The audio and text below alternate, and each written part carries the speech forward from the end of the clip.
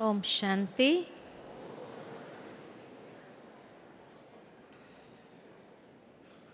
सब रिफ्रेश हो गए? हाँ, बहुत अच्छा। आज बाबा ने मुरली के अंदर हम सभी बच्चों को अपने इस शिव जयंती के पावन पर्व पर जन्मदिन की मुबारक बाबा ने हमें दी और हम सभी बच्चे बाबा को देते हैं। तो इसीलिए आज हम भी आप सभी को जन्मदिन की बहुत बहुत मुबारक देते हैं, मुबारक देते हैं।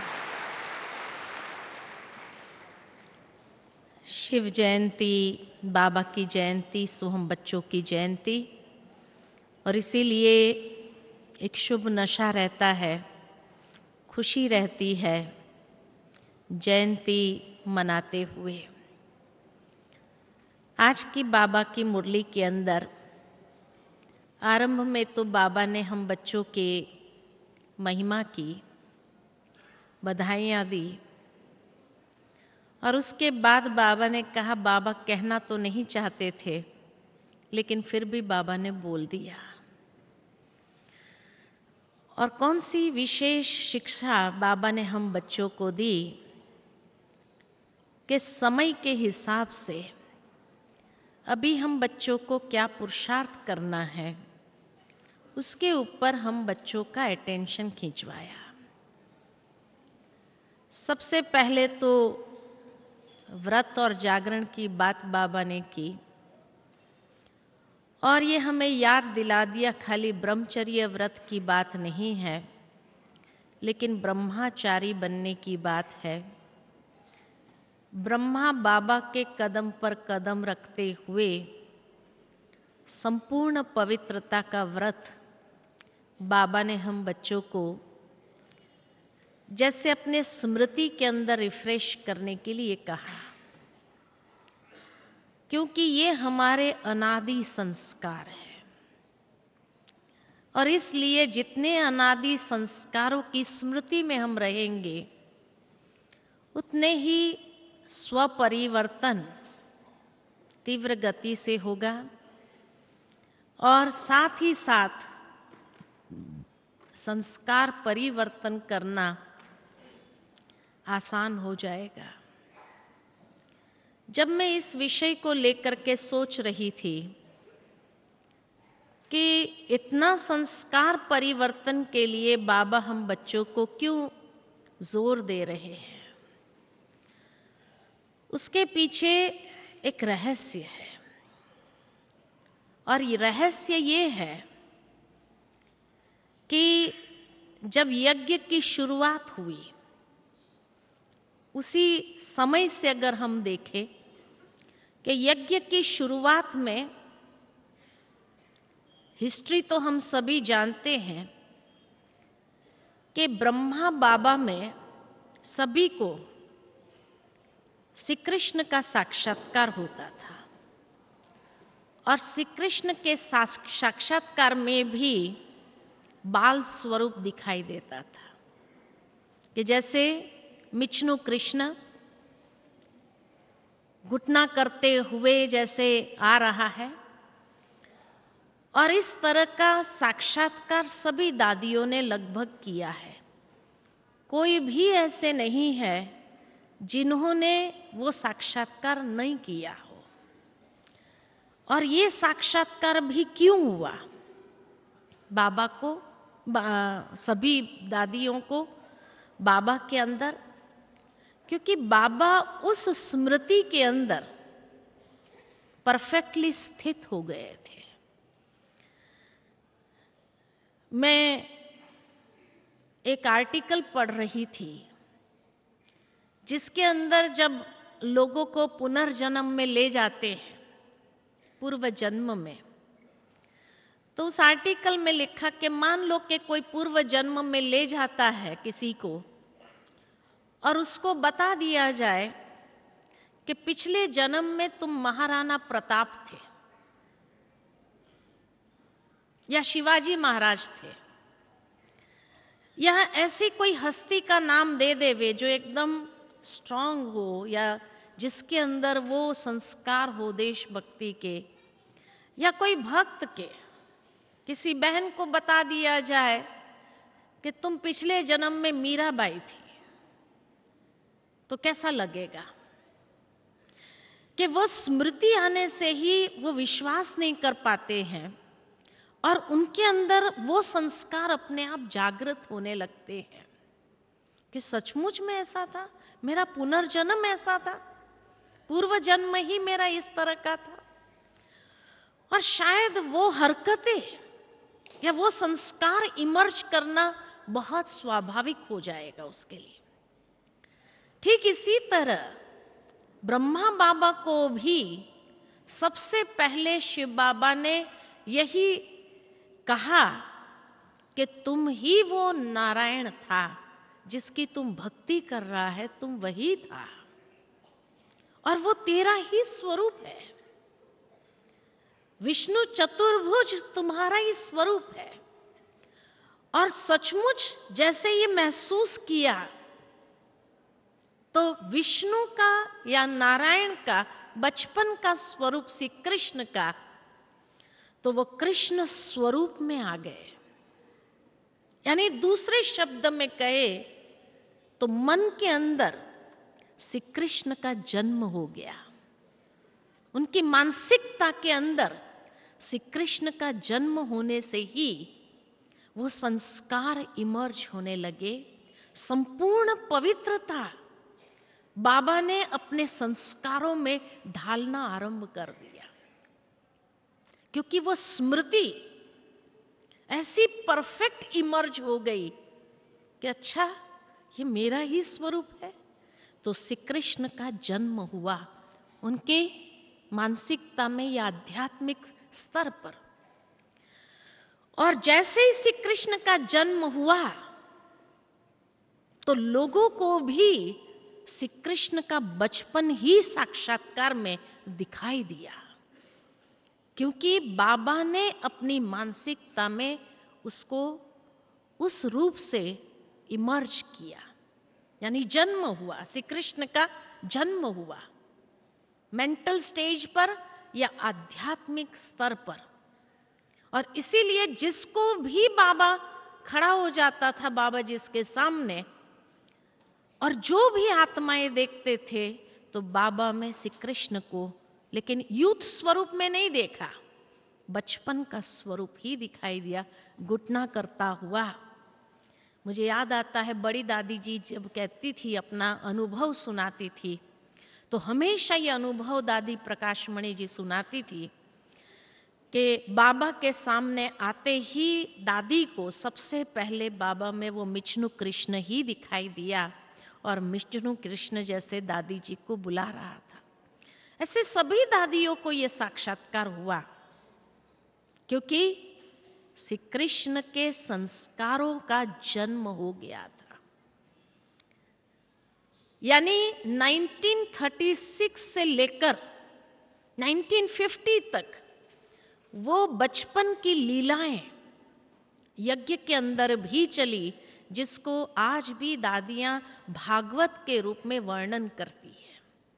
तो ब्रह्मा बाबा ने अपने संस्कारों को कैसे क्रिएट किया या बनाया? उस स्मृति स्वरूप होने से। इसीलिए बाबा हम बच्चों को भी कहते हैं कि तुम सभी भी कौन हो? देवी देवताएं ही हो। जब हम भी वही देवी देवताएं ही है, श्री कृष्ण जैसे ही है, तो हम वो स्मृति स्वरूप बन जाए तो हमारे अंदर भी एक छोटा दिव्य स्वरूप का जन्म होगा, हमारी मानसिक स्थिति में या आध्यात्मिक स्थिति में, और उसी से संस्कारों का परिवर्तन करना आसान हो जाएगा।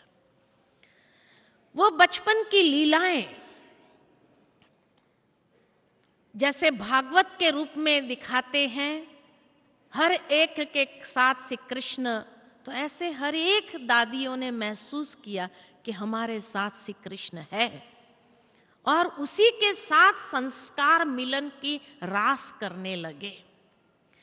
हमारा ही यादगार है, संस्कार मिलन की रास किया उन्होंने। हम भी वो संस्कार मिलन की रास किसके साथ?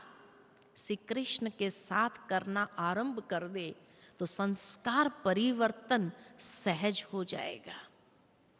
बात बहुत गुह्य है, उसको आप विजुअलाइज करते हुए जाना। 1950 तक वो पाठ चला, लेकिन जैसे ही भारत में आए तो श्री कृष्ण युवा अवस्था को प्राप्त कर चुका था, है ना। कितने साल हो गए थे? 14 साल। तो यूथ स्टेज में आ गया। तो ब्रह्मा बाबा भी भले 70 साल की आयु थी शरीर की, लेकिन बाबा के अंदर भी यूथ स्टेज श्री कृष्ण का जैसे प्रैक्टिकल स्वरूप ले लिया था। और यूथ स्टेज में श्री कृष्ण ने क्या किया? इसीलिए देखो, भक्ति में श्री कृष्ण को गीता का भगवान क्यों कहा गया, उसके पीछे भी एक कारण है। क्योंकि शिव बाबा गुप्त था और इन्होंने अपना संस्कार इमर्ज कर लिया। और इसलिए यहां आने के बाद फिर जैसे ही युवा अवस्था हो गई तो बाबा भले शारीरिक रीति से उम्र काफी बड़ी थी, लेकिन फिर भी एकदम सीधा चलते थे, कोई सहारा नहीं लेते थे, योग में बैठते थे तो भी आज जवानों को भी शर्मिंदा कर दे ऐसी बाबा की योग की बैठक थी घंटों घंटों।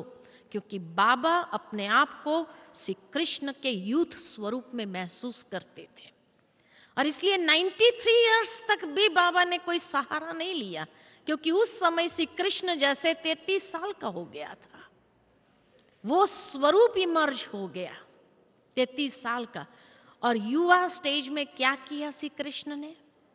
गीता ज्ञान देना आरंभ किया अर्जुन को कि युद्ध के मैदान से के अंदर युद्ध से पूर्व गीता ज्ञान 18 अध्याय देना शुरू किया।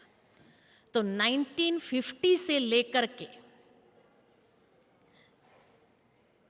2015 तक मैं कहूंगी गीता ज्ञान के 18 अध्याय चले।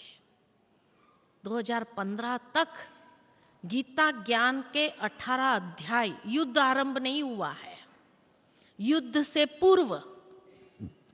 और आज जैसे बाबा ने मुरली में सुनाया कि कई लोग पूछते हैं कितना साल है, कितना साल है युद्ध का। बाबा ने कहा उस युद्ध का इंतजार नहीं करो, लेकिन 2015 से जैसे ही युद्ध आरंभ हुआ तो गीता ज्ञान समाप्त हुआ। और गीता ज्ञान समाप्त हुआ तो श्री कृष्ण सारथी बन गया, भगवान सारथी बन गया। बस साक्षी होकर के युद्ध को देखना आरंभ किया और कहा तुम्हें ही युद्ध करना है। 2015 से हर एक के जीवन में युद्ध आरंभ हो गया है, हर एक के जीवन में युद्ध आरंभ हो गया। इसलिए 2015 से पहले की सीजन में 2 साल लगातार बाबा ने एक ही शब्द को लेकर के मुरलियां पूरी चलाई। कौन सा शब्द लेकर के? कौन सा शब्द लेकर के? बाबा ने एक ही शब्द को लेकर के मुरलियां चलाई विभिन्न तरीके से, और वो था एवर रेडी हो, माना अब रेडी हो युद्ध के लिए, युद्ध के लिए रेडी हो अभी, क्योंकि गीता ज्ञान समाप्त हो रहा है।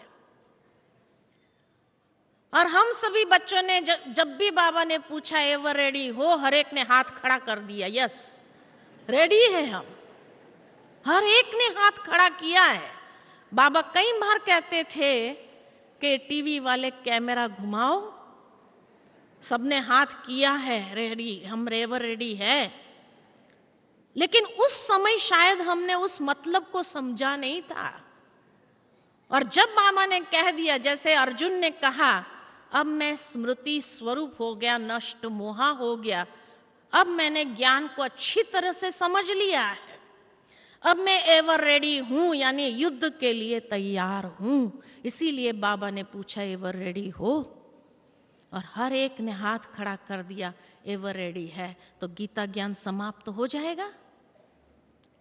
और इसलिए गीता ज्ञान समाप्त हुआ। जो गहराई की अव्यक्त मुरलियां चलती थी, वो गहराई वाली अव्यक्त मुरलियां, गीता ज्ञान ठोस जिसको कहा जाए, वो समाप्त हो गया। अव्यक्त बाप दादा ने इतनी गहराई वाली मुरलियां चलाई है, साकार में भी बाबा ने इतनी गहराई वाली मुरलियां चलाई, यानी ठोस ज्ञान दिया हम बच्चों को।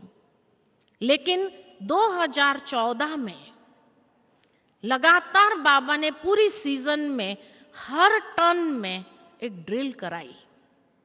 एवर रेडी जो है तो ड्रिल करो, कौन सी? कि 1 सेकंड में अशरीरी, साइलेंस हो जाओ। अब 2014 के बाद जो फेज चालू हुआ वो है युद्ध का। दुनिया का युद्ध तो बाद में होने वाला है, उसका इंतजार नहीं करो। लेकिन अब अगर तैयार हो गए, रेडी है आप, तो युद्ध आरंभ हो गया। हर एक के जीवन में कौन सा युद्ध चल रहा है? किसी के जीवन में संस्कारों के साथ युद्ध कर रहे हैं, कोई अपने स्वभाव के साथ युद्ध कर रहा है, कोई परिस्थितियों के साथ युद्ध कर रहा है, कोई हालातों के साथ युद्ध कर रहा है, कोई समस्याओं के साथ युद्ध कर रहा है। हर एक ब्राह्मण ये कहता है, हर एक युद्ध कर रहा है। और युद्ध करने में ही क्या चाहिए? अगर युद्ध में विजयी होना है, क्योंकि वो युद्ध जो कर रहे हैं, उस युद्ध से पता चलेगा, उस युद्ध से पता चलेगा कि हम सचमुच में पांडव है या कौरव है। कौरव माना जिसने अहंकार को जीता नहीं है। दुर्योधन ने क्या कहा था? धर्म क्या है मैं जानता हूं, और धर्म किसको कहा जाता है वो भी मैं जानता हूं, लेकिन धर्म के मार्ग पर चलने की अभी तक मुझ में शक्ति नहीं है, और धर्म को मैं छोड़ नहीं सकता हूं। और धर्म यानी पुराने संस्कारों को छोड़ नहीं सकता हूं, और नए संस्कार को धारण नहीं कर सकता। तो वो कौन हो गए? जो नए संस्कार के स्मृति स्वरूप नहीं बन पाए और पुराने संस्कार के वश रहे, तो वो किस सेना में है? किस सेना में है? अपने आप से पूछो कि मैं किस सेना में हूं। अक्षौणी की सेना तो है, लेकिन वो अक्षौणी की सेना पांडव वाले के तरफ हूं या कौरव वाले के तरफ हूं? भीष्म पिता, यानी जिसने भीष्म प्रतिज्ञा ले ली, पवित्रता की, लेकिन भीष्म प्रतिज्ञा लेने के बाद भी किस तरफ थे? कौरव के तरफ। हम लोगों ने भी भीष्म प्रतिज्ञा लिया है, लेकिन भीष्म प्रतिज्ञा लेने के बाद भी हम कौन है? पांडव है या कौरव में है?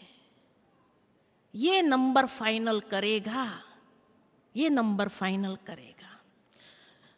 द्रोणाचार्य जैसे लोग, गुरु द्रोणाचार्य गुरु थे, ज्ञानी थे, ज्ञानी होने के बावजूद भी कौरव के तरफ क्यों थे? क्योंकि उस ज्ञान को अप्लाई करना नहीं आया जीवन के अंदर। तो अब तीसरा फेज जो शुरू हुआ है युद्ध का, हर एक के जीवन में युद्ध चल रहा है, शुरू हो गया 2014 से। और जब 2014 से युद्ध शुरू हो गया तो गीता ज्ञान भगवान सारथी बन गया, साक्षी बन गया। हाँ, आज बाबा ने जैसे मुरली में कहा, जिसका बुद्धि योग क्लियर होगा उसको टचिंग जरूर हो जाएगी। अब टचिंग वाला समय शुरू हो गया, लेकिन जिसका बुद्धि योग क्लियर होगा उसी को, वो पांडव है, और पांडव होने के कारण उसको टचिंग होगी। और टचिंग होने के साथ वो उसी प्रकार ज्ञान को अप्लाई करेंगे, है ना। ज्ञान को अप्लाई करने की बात है। गीता ज्ञान सुन लिया हमने इतना साल, और सुनने के बाद युद्ध के समय ही तो उसका एप्लीकेशन चाहिए, व्यवहारिक स्वरूप में, व्यक्तिगत जीवन में, सामाजिक जीवन के अंदर, हर स्तर पर उसका एप्लीकेशन चाहिए। जो एप्लीकेशन करेगा वो पांडव है, उसके साथ भगवान है। लेकिन जिसने ज्ञान को यहां तक रखा है, लेकिन यहां तक रखा है, उसको ला नहीं सके। क्यों? क्योंकि बीच में अहंकार आ गया है, अहंकार आ गया। ब्राह्मणों में भी जो मैंपन, ये सबसे बड़ा रोड़ा है हमारे पुरुषार्थ में। इस मैंपन को जीतने के लिए ही, क्योंकि उससे कई संस्कार हमारे किस तरफ हमें ले जाते हैं। मैंपन का संस्कार आया, मैं कर रहा हूं, मैंने किया। अरे बाबा ने हमेशा कहा कि आप में ये विशेषता है तो किसने दिया, ये स्मृति में रखो। बाबा करन करावनहार है, बाबा कराता है। ये स्मृति अगर क्लियर नहीं है और मैंपन आया तो हम कौन बन जाएंगे उस वक्त? पांडव बनेंगे या कौरव में चले जाएंगे? किस तरफ होंगे? अक्षौणी की सेना किसकी थी? शास्त्र में क्या दिखा है? अक्षौणी की सेना किसकी थी? श्री कृष्ण की थी ना। तभी तो उसने जब दुर्योधन और अर्जुन को दिखाया कि आशीर्वाद मांगने गए, तब पूछा कि कौन चाहिए, एक तरफ मैं हूं, एक तरफ अक्षौणी की सेना है। तो दुर्योधन ने क्या कहा? अक्षौणी की सेना चाहिए। तो अक्षौणी की सेना किसकी थी? भगवान की थी ना। तो हम सभी किसकी सेना है? भगवान की तो है ना। लेकिन किस तरफ लड़ रहे? किस तरफ लड़ रहे? संस्कारों से हम किसकी सेना में है ये फाइनल हो जाएंगे। इसलिए समय के हिसाब से आवश्यकता है संस्कार परिवर्तन और स्व परिवर्तन करने की। क्योंकि अगर नहीं किया तो वही अक्षौणी की सेना जो भगवान की थी लेकिन दुर्योधन के तरफ चली गई थी। तो देखो, ये सबसे पहला चेक करना है संस्कारों में, मैंपन है। सूक्ष्म में भी मैंपन है। अगर मैंपन है तो अपने आप को देख लो कि मैं कौन हूं, किस सेना में खड़ा हूं। ये देखने का समय आ गया है। लेकिन आज की मुरली में एक और बहुत अच्छी बात बाबा ने सुनाई कि जब युद्ध आरंभ हो गया है तो युद्ध में विजयी होने के लिए एक युक्ति बताई बाबा ने। कौन सी युक्ति बताई? कौन सी युक्ति बताई बाबा ने? हाँ, विदेही अशरीरी हो जाओ। जब आप देखो कि बहुत ज्यादा युद्ध खड़ा है, समझो समस्याएं, परिस्थिति एक साथ में, सारे युद्ध के पेपर आ रहे हैं, एक साथ में युद्ध हो रहा है, परिस्थितियों से भी आ रहा है, समस्याओं से भी आ रहा है, अपने स्वभाव संस्कार का भी आ रहा है, और हाँ, लोगों के साथ में भी हमारा टक्कर हो रहा है। ये सब फुल फोर्स में पेपर चालू हो गया, यानी युद्ध शुरू हो गया। अगर जब बहुत ज्यादा युद्ध की स्थिति महसूस हो जीवन के अंदर, क्योंकि अभी अंतिम फेज चलना शुरू हो गया है, अब वो युद्ध का इंतजार नहीं करो। ये युद्ध जो चालू हो गया है इसके बारे में जागृत हो जाए हर ब्राह्मण जागृत हो जाए। और उसके लिए बाबा ने आज विधि बताई कि जब ऐसा समय आए, चारों ओर से खूब पेपर आक्रमण कर रहे हो, और संस्कारों में भी विशेष संस्कार कौन सा? एक तो मैंपन का, और दूसरा संस्कार है मोह का। इसीलिए गीता ज्ञान है ही नष्ट मोहा स्मृति लभ।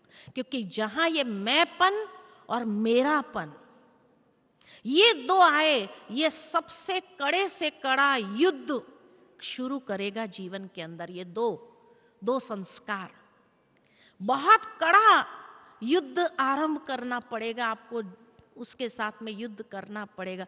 इसलिए बाबा ने कहा विदेही, अशरीरीपन और एकदम साइलेंस में होकर के परमधाम चले जाओ या साक्षी हो जाओ।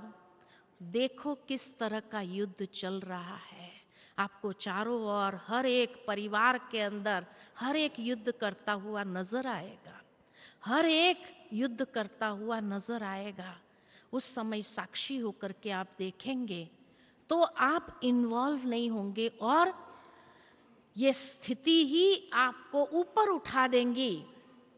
जो कहा जाता है ना, कभी कभी युद्ध में जो इस तरह की शक्तियां रखते थे कि अपना रथ ऊपर उठा लेते थे और ऊपर से क्या करते थे, मनसा शक्ति के द्वारा उनके ऊपर तीर चलाते थे और विजयी होते थे। अगर ऊपर नहीं उठाया रथ को, यानी अपने मन के रथ को ऊपर नहीं उठाया, तो क्या होगा, नीचे रहेंगे तो क्या होगा, शिकार हो जाएंगे। बहुत जल्दी युद्ध के अंदर कहीं ना कहीं घायल हो जाएंगे और घायल होंगे तो क्या होगा, अवस्था क्या रहेगी, पांडव वाली रहेगी, विजयी, पांडव माना विजयी, तो विजयी वाली अवस्था रहेगी या हार खाने वाली अवस्था रहेगी। इसीलिए दिखा कि भीष्म प्रतिज्ञा करने के बाद गीता का ज्ञान उसने भी सुना था। कहा जाता 4 लोगों ने गीता का ज्ञान सुना था और विराट रूप का दर्शन किया था। एक अर्जुन था, एक वेदव्यास जी थे, एक संजय था और एक भीष्म पितामह थे। तो भीष्म पितामह ने भी गीता सुनी थी, लेकिन क्योंकि कहीं ना कहीं वो सूक्ष्म अहंकार या मेरेपन का कि अभी मुझे ये गद्दी की रक्षा करनी है, मैं इसका ये हूं, मैं संरक्षण हूं, ये मैंपन और मेरेपन ने ही उसको 18 दिन बाणों की शैया पर लेटाया। तो हमारे संस्कार ही हमारे लिए बाणों की शैया बन जाएगी, जहां पर हमें लेटना पड़ेगा। और वो एक एक संस्कार हमें इस तरह से चुभन का अनुभव कराएगा, इतना चुभेगा जो लगता है कि ये संस्कार को जीता क्यों नहीं, ज्ञान तो था मेरे पास। इसीलिए जानना, मानना और प्रैक्टिकल आचरण में लाना। तो अब ये युद्ध के समय में हर ज्ञान की पॉइंट को प्रैक्टिकल आचरण में लाने की है, क्योंकि तभी युद्ध में विजयी होंगे, नहीं तो नहीं होंगे, नहीं हो सकेंगे। और वो शैया पर लेटना पड़ेगा हमें भी। और उस समय हमारे अपने ही एक एक कमजोरी वाले संस्कार हमारे लिए इतने नोकीले अनुभव होंगे, हमें इतने चुभेंगे और ऐसा महसूस कराएगा जैसे सचमुच वो भीष्म पितामह जो बाणों की शैया पर लेटा हुआ है, ये हमारा ही गायन है, ये हमारा ही गायन है, ये हमारा ही यादगार है, ऐसा महसूस कराएगा। इसलिए संस्कार परिवर्तन करने की आवश्यकता है। स्वपरिवर्तन, फास्ट गति है स्वपरिवर्तन, क्योंकि अभी युद्ध का समय शुरू हो गया और युद्ध का समय शुरू होने के बाद भी अगर स्वपरिवर्तन नहीं किया, अपने पुराने संस्कार को पकड़ के रखा और टाइट कर दिया और वो संस्कारों के साथ दूसरों के संस्कारों के साथ युद्ध करना आरंभ कर दिया, तो हमारे लिए ही कठिनाई महसूस होगी। इसलिए स्वपरिवर्तन ये फास्ट ट्रैक है संस्कार परिवर्तन की। कहीं ना कहीं अपने आप को परिवर्तन कर लो, समझ लो। विजयी होने का यही एक तरीका है। और तरीका जो बाबा इस साल सीजन में सुना रहा है, पिछले साल बाबा ने जो सीजन में तरीका सुनाया, 2014 से बाबा टिप्स दे रहे हैं सारथी बन करके बस। और पिछले साल बाबा ने टिप दिया, व्यर्थ से मुक्त हो जाओ। बहुत सुंदर हम सभी ने गीत सुना, मन बदलो, चिंतन बदलो, व्यर्थ से मुक्त होने की आवश्यकता है। क्योंकि संस्कार बनता कैसे है? संस्कार बनने के 3 आधार हैं। पहला आधार है संस्कार बनने का चिंतन। जितना कोई भी बात का चिंतन करते जाएंगे बार बार, चाहे नकारात्मक चिंतन भी चलता रहेगा, हीनता की भावना का चिंतन चलता रहेगा, तो वो हमारा संस्कार बना देगा। क्योंकि खाली चिंतन नहीं करते हैं, चिंतन के साथ साथ उस भावना को भी इमर्ज करते हैं, और भावना के साथ साथ वो विजुअलाइजेशन होता है, मैं ऐसी हूं, मैं ऐसी हूं, मैं ऐसी हूं। तो ये चिंतन जितना चलेगा वो संस्कार को दृढ़ करता जाता है। दूसरा संस्कार बनने का आधार है वर्णन। जितना वर्णन करते जाएंगे तो वर्णन करने से भी संस्कार मजबूत होते जाते हैं।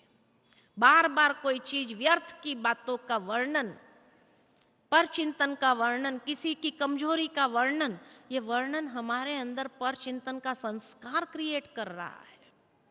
तो जितना वर्णन करते जाएंगे उतना संस्कार और पक्का होता जाएगा। एक तो चिंतन से, दूसरा वर्णन से, और तीसरा कर्म से। कोई कर्म जानते नहीं करना चाहिए लेकिन हो जाता है। ये बार बार जब कर्म में आ गया तो ये कर्म हमारे संस्कार को और मजबूत करते हैं। तो ये 3 आधार है संस्कार बनने के, और इसीलिए बाबा ने कहा व्यर्थ से मुक्त हो जाओ, क्योंकि यही आपको बांध रहे हैं।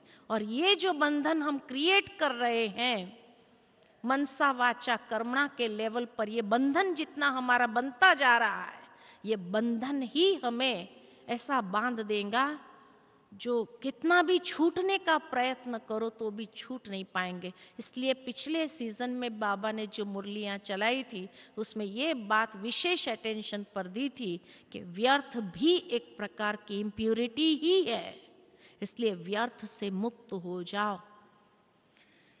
और इसीलिए उस समय भी बाबा ने हाथ खड़ा करवाया था कि व्यर्थ से मुक्त हो जाएंगे, क्योंकि तभी आप एवर रेडी बनेंगे, यानी युद्ध में विजयी होने के लिए तैयार हो जाएंगे। अर्जुन को भी बहुत व्यर्थ चला, पूरा अध्याय व्यर्थ चला, पहला अध्याय, लेकिन ज्ञान देने के बाद उसने कह दिया अब मैं व्यर्थ से मुक्त हो गया। और जैसे ही व्यर्थ से मुक्त हो गया तो हर उसमें विजयी होना आरंभ कर दिया, विजयी होने लगा वो, उसको फर्क नहीं पड़ा, क्योंकि विनाश का साक्षात्कार भी हो गया उनको कि युद्ध होने वाले उसके पहले हमें अपने जीवन के युद्ध में विजयी होना है, व्यवहारिक स्तर पर, व्यक्तिगत स्तर पर, सामाजिक स्तर पर। और इस सीजन में बाबा एक और युक्ति बता रहा है। कौन सी युक्ति बता रहा है विजयी होने के लिए? कौन सी युक्ति बता रहा है जिसको लोग साधारण समझ लेते हैं, बाबा के महावाक्य को भी? और वो युक्ति है वाह वाह के गीत गाओ। जब भी कोई सीन हो आपके सामने, कोई परिस्थिति हो, समस्या हो, कोई भी बात हो, तो क्या कह दो? वाह बाबा वाह। वाह बाबा वाह करेंगे तो क्या होगा? ऊपर उठ जाएंगे, है ना? वाह रे मेरा भाग्य वाह, ये देखो अपने आप को उस स्वरूप में वाह वाह का गीत गाते जाएंगे तो क्या हो जाएगा? युद्ध में विजयी होना आसान हो जाएगा। कितनी सिंपल टिप्स दे रहे हैं बाबा मुरली के अंदर। मुरली के अंदर विजयी होने की फाइनल टिप्स है, उसके बाद ये भी बंद हो जाएगा। युद्ध के बीच बीच में सारथी बन करके वो हमें टिप्स दे रहा है। वाह वाह के गीत गाओ, वाह वाह माना खुशी में आ जाओ। उदासी, ये परिस्थिति को देख करके या समस्या को देख करके उदास निराश नहीं हो जाओ। वाह वाह के गीत गाओ, वाह मेरा भाग्य, ये खुशी में आ जाओ। हाँ, वाह रे मेरा बाबा वाह, वाह वाह के गीत गाओ। कितनी सुंदर विधि बाबा ने बताई विजयी होने के लिए। इतनी सिंपल विधि बता रहे हैं बाबा, फाइनल टिप्स दे रहे हैं। और फाइनल टिप्स देने के बाद भी जब ये युद्ध में पराजय हो जाएंगे तब महसूस होगा, अरे हम तो वो युद्ध देखने का प्रयत्न कर रहे थे कि वो युद्ध कब होने वाला है, कब होने वाला। ये युद्ध का तो पता ही नहीं चला कि हम अपने युद्ध में तो फेल हो गए। क्या हो रहा है? हर एक युद्ध में है कि नहीं है? तो इसीलिए अब आवश्यकता है कि हम अपने आप को, जो एवर रेडी वाला हाथ खड़ा किया था, ये फोटो हमारा अपने सामने ले आए और सचमुच में एवर रेडी बन जाए, क्योंकि अब युद्ध शुरू हो गया है। और ये बाबा की फाइनल टिप्स जो हमें मिल रही है, बाबा ने 2014 में हर ग्रुप में हमें जो ड्रिल सिखाई, ये ड्रिल को याद करो और जब ज्यादा युद्ध हो जाए उस ड्रिल में चले जाओ। 5 स्वरूप की ड्रिल या साकारी, आकारी, निराकारी स्थिति की ड्रिल, ये ड्रिल करना शुरू करो। जितना ये ड्रिल करेंगे वो भी हमें विजयी बना देगा। ये चक्कर, 5 स्वरूप का चक्र यानी स्वदर्शन चक्र घुमाओ। ये स्वदर्शन चक्र घुमाना चालू करो तो माया के सारे धड़ कट जाएंगे, सारा सर कट जाएगा, आपको परेशान नहीं करेंगे। तो अपने ओरिजिनल संस्कार को इमर्ज करो। ये ओरिजिनल संस्कार ब्रह्मा बाबा ने इमर्ज किया, तभी वो विजयी हो गए।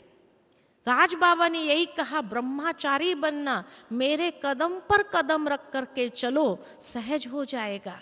याद करो, संस्कार परिवर्तन करने के लिए ये खाली स्मृति के अंदर ले आओ कि अगर ब्रह्मा बाबा होते थे तो क्या करते थे, मेरी जगह पर अगर बाबा होते थे तो क्या करते थे। तो आप में वो टचिंग आएंगे कि बाबा अगर होते थे तो ये नहीं, ये करते थे। तो साक्षी होकर चॉइस करना आसान हो जाएगा और सही चॉइस करेंगे और ब्रह्मचारी बन जाएंगे विजयी होने के लिए। इतना सहज बाबा टिप्स दे रहा। आज की मुरली में इतने टिप्स थे संस्कार परिवर्तन के। एक एक बात जब मैं सुन रही थी मुरली तो मुझे लगा आज बाबा ने पूरी संस्कार परिवर्तन के ऊपर ही तो बातें बताई है। ये स्व परिवर्तन तो करना है हमें और ये स्व परिवर्तन करके ही हम विजयी हो सकेंगे। या दूसरी बाबा ने बात सुनाई इस सीजन में, कौन सी बात सुनाई, कौन सी टिप दिया हमको।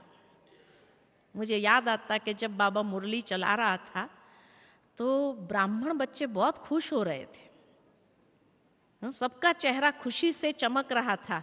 और कौन सी बात बाबा बता रहा था, साइंस के साधनों को भी शुक्रिया करो। हाँ, साइंस के साधन आपके काम में आ रहे हैं, इसका शुक्रिया करो। लेकिन आज की मुरली में क्या कहा, यही साइंस के साधन अगर फेल हो गए तो हमारी अवस्था कैसी होगी, ये चेक भी करो कि उसके परवश तो नहीं है, उसकी अधीनता में तो नहीं है। क्योंकि आज साइंस के साधनों को इतना ब्राह्मण लोग यूज करने लगे, सारा दिन क्लास में भी अगर बैठे हैं ना तो व्हाट्सएप चलता रहता है ना, मैसेज भेजते रहते हैं। मैं कई बार देखती हूं, अरे 10 लोग एक दूसरे को रात को सोने से पहले good night good night good night ही करते रहते हैं। या हैप्पी अमृत वेले, मना अमृत वेले के समय व्हाट्सएप याद आ रहा है, बाबा याद आ रहा है। कौन याद आ रहा है? सोते समय बाबा याद आ रहा है, व्हाट्सएप याद आ रहा है। ये साधनों की अधीनता नहीं है। क्या है ये? अधीनता है या अधिकारीपन है? क्या कहेंगे? अधीनता है ये। और ये अधीनता अगर आज है तो हम ये अधीनता के कारण पास होंगे या फेल होंगे युद्ध में। स्पष्ट करो अपने आप से कि मेरी स्थिति क्या होगी अगर जिस दिन व्हाट्सएप नहीं चला तो क्या होगी। हाँ, अरे बाबा से गुड नाइट, कई लोग लिखते हैं बाबा को गुड नाइट लेकिन ग्रुप में भेजते रहते हैं। तो मैं यही सोचती हूं कि क्या है ये, है ना, कि क्या यही ब्राह्मण जीवन का मतलब था? व्हाट्सएप इसी के लिए था क्या? 10 बार गुड नाइट करते रहे एक एक व्यक्ति। अगर ग्रुप में 50 व्यक्ति है, 50 लोग गुड नाइट करते हैं तो 50 मैसेज किसके होंगे? किसके होंगे? गुड नाइट के ही होंगे। और हैप्पी अमृत वेला, बस वही वही हैप्पी अमृत वेला। अरे बाबा से अमृत वेला करो ना आप, मन ही मन बाबा से कनेक्ट हो जाओ। ये शायद आपको, आपकी स्थिति को भी मजबूत करेगा और आपको भी मजबूत करके आपको विजयी बनाएगा। ये व्हाट्सएप का गुड नाइट या गुड हैप्पी अमृत वेला करने से आप पांडव नहीं बन जाएंगे, विजयी नहीं हो सकेंगे, नहीं हो पाएंगे, इतना याद रखिएगा। इसलिए आवश्यकता है कि हम ये साधनों की अधीनता, बाबा ने इसलिए कहा इसका शुक्रिया कर दो, शुक्रिया कर दो कि साइंस ने हमें समय पर अपनी स्थिति बनाने के लिए एक साधन दिया। चलो मुरली आती है, बहुत अच्छी बात है, मुरली आती है, मुरली पढ़ो आप, बहुत अच्छी बात है। मुरली आती है, सुनो मुरली उसमें, ये बहुत अच्छी बात है ना। मुरली का कई मंथन भी करते हैं, चलो वो बहुत अच्छी बात है। लेकिन हमारी जो एग्जाम है, ये युद्ध जो है वो पेपर एग्जाम नहीं है। जब मैं पेपर पढ़ती हूं उसमें भी कि 20 मार्क का पेपर या 50 मार्क का पेपर आज की मुरली से कई लोग उत्तर देते हैं और उत्तर देने के बाद समझते हैं हम पास हो गए, बहुत अच्छे। पेपर एग्जाम नहीं है हमारी। हमारी एग्जाम कौन सी है? प्रैक्टिकल है। और मार्क्स किस में ज्यादा मिलेगा, पेपर एग्जाम में या प्रैक्टिकल में? प्रैक्टिकल में। तो प्रैक्टिकल हमारी स्थिति क्या है, यह देखने की बात है। इसलिए बाबा ने लास्ट मुरली में कहा साधनों को शुक्रिया कर दो और अधिकारी बन जाओ। अधीनता को स्वीकार नहीं करो उसकी। यह अधीनता बहुत कभी कभी आपको पश्चाताप के उसमें ले जाएंगी, पश्चाताप में ले जाएंगे। इसलिए शुक्रिया कर दो कि अब तक उसने हमें जो अच्छी बातें दिया, बहुत अच्छी बात है, थैंक्स कर दो। लेकिन आज जैसे बाबा ने कहा, अगर समय पर यह साधन काम नहीं करे तो हमारी स्थिति अपसेट नहीं होनी चाहिए, उसके कारण हमारी स्थिति उससे भी ऊपर होनी चाहिए, उससे भी ऊपर हो जाए, तब हम विजयी आत्मा बन जाएंगे। ये आवश्यकता है पुरुषार्थ करने की, क्योंकि अभी युद्ध का समय शुरू हो गया है। वो युद्ध का इंतजार नहीं करो, वो युद्ध होगा तब तो आपको बिल्कुल फाइनल रिजल्ट मिलेगी, फाइनल रिजल्ट मिलेगी। लेकिन अब जो युद्ध से हम लोग गुजर रहे हैं, हर एक ब्राह्मण युद्ध के मैदान में, और युद्ध शुरू हो गया, गीता ज्ञान पूरा हो गया। अब टिप्स मिल रही है, फाइनल विजयी बनने की टिप्स मिल रही है। अगर इसका भी उपयोग नहीं किया तो ये भी बंद हो जाएगी और हम उस साधनों में ही लगे रहेंगे, और प्रैक्टिकल जब एग्जाम आएंगी तो फेल ही हो जाएंगे और कौरवों की पार्टी में सिद्ध हो जाएंगे। तो अपने आप को कौरव की पार्टी में सिद्ध नहीं करो। अब आवश्यकता है कि हम क्या बन जाए। हाँ, जो कहा युद्ध कितने प्रकार का है, किसी का मन का युद्ध चल रहा है, किसी का अपने स्वभाव का युद्ध चल रहा है, स्वभाव दूसरे के स्वभाव के साथ मैच नहीं हो रहा है, संस्कारों का युद्ध चल रहा है। हाँ, साथ ही साथ प्रकृति का युद्ध चल रहा है। प्रकृति कौन सी? इंटरनल प्रकृति, एक्सटर्नल प्रकृति। इंटरनल प्रकृति कौन सी है? सात्विक, राजसिक, तामसिक। ये देखना है मैं सात्विक स्तर पे हूं, राजसिक स्तर पे हूं या तामसिक स्तर पे हूं, ये देखना है। ये प्रकृति अगर मुझे तामसिक दिखाई देती है तो मुझे सात्विक स्थिति तक उसको पहुंचाना है, क्योंकि तभी हम श्री कृष्ण के साथ रास लीला कर सकेंगे। संस्कारों का रास, बाबा के हाथ में हाथ देना माना श्रीमत रूपी हाथ मैंने अच्छी तरह से पकड़ के रखा है या नहीं है, तभी हम बाबा को अपना सारथी बना देंगे। अगर श्रीमत का हाथ नहीं पकड़ा है तो बाबा हमारा सारथी नहीं बनेगा। हाँ, युद्ध के मैदान के अंदर तो इसीलिए परिस्थितियों के साथ युद्ध चल रही है, हालातों के साथ। ब्राह्मणों के भी हालात देखो, हालातों के साथ युद्ध चल रही है, समस्याओं के साथ युद्ध चल रही है। कितने रूप से हमारा युद्ध चल रहा है, सोचने की बात है। तो युद्ध के मैदान में हर एक खड़ा हो गया है और अब बाबा का श्रीमत का हाथ पकड़ के उसको सारथी बना लो, तो विजयी होना आसान होगा, कौरव के तरफ जाएंगे नहीं, नहीं तो भगवान की ही सेना, वो अक्षौणी की सेना थी, उसमें चले जाएंगे आप, लड़ेंगे कौरव की तरफ से, और कौरव के तरफ से लड़ने वाला विजयी होगा या हार होगी? हार होगी। तो इसीलिए देखो अपने आप को, और इसीलिए संस्कार परिवर्तन की फास्ट गति है स्व परिवर्तन। जहां मुझे परिवर्तन करना है, अपने आप को परिवर्तन करना चालू करो। दूसरा बदले तो मैं बदलूं? नहीं, ये फंडा यूज नहीं करो। अभी मुझे बदलना है, ये युद्ध में मुझे विजयी होना है, तो मुझे परिवर्तन होना है। समस्याएं आई, फलाना ऐसे किया इसलिए आई, अब किसी पर ब्लेम डालना छोड़ दो, उसने ऐसा किया इसलिए ऐसा हुआ, इसने ऐसा किया इसलिए ऐसा हुआ, ये छोड़ दो। मुझे क्या करना है, ये देखना है कि मुझे क्या करना है और मुझे कौन कह रहा है करने के लिए।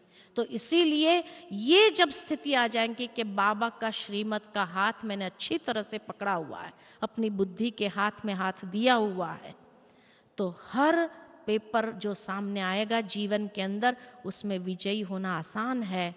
नहीं तो क्या होगा? ये पेपर एग्जाम नहीं है। अभी इतना याद रखिए, पेपर एग्जाम नहीं है।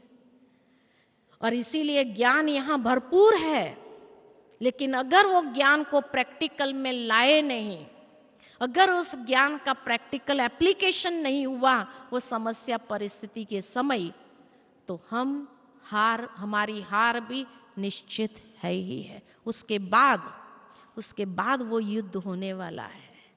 उसके बाद अर्जुन ने युद्ध करना क्यों स्वीकार कर लिया था लास्ट में? जब उसने विराट रूप देखा और विराट रूप के बाद कहा कि ये भयंकर स्वरूप कौन सा है, तो कहा महाकाल का स्वरूप है। और महाकाल का स्वरूप है, महाकाल किसी भी तरह से विनाश तो करने वाला ही है। तुम क्या करना चाहते हो? तुम निमित्त बनना चाहते हो या नहीं चाहते? तब जब अर्जुन ने समझ लिया, जब महाकाल खड़ा है और सारा सृष्टि का महाविनाश होना ही है, तो क्यों नहीं मैं भी युद्ध करके अपने युद्ध में तो विजयी हो जाऊं, क्योंकि नहीं तो महाकाल का विनाश सबको समाप्त करेगा। इसलिए बाबा ने आज भी मुरली में कहा, प्रकृति को आपने ऑर्डर दे दिया है, वो बड़ा बड़ा झाड़ू लेकर के सफाई का काम करेंगे, लेकिन उसका इंतजार नहीं करो। हाँ? अगर हमारे युद्ध में हम भी हार गए तो प्रकृति का झाड़ू हमें भी साफ कर देगा। प्रकृति का झाड़ू लंबा लंबा वो हमें भी साफ कर देगा। ये हार गए, उसको झाड़ू मार दो अभी। इसलिए ये इंतजार में न रहे कि प्रकृति का झाड़ू फेरने का समय आए तब हम अपने आप को परिवर्तन करें। नहीं, ये युद्ध में हमें अपने आप को परिवर्तन करने की आवश्यकता है। विजयी बनेंगे तो प्रकृति का झाड़ू हमें नहीं लगेगा, हम विजयी हो जाएंगे, ऊपर उठ जाएंगे और सहजता से ऊपर बाबा के पास चले जाएंगे। तो ये है संस्कार परिवर्तन की फास्ट गति, स्वपरिवर्तन। युद्ध का समय है, ये याद रहे। ठीक है? ओम शांति।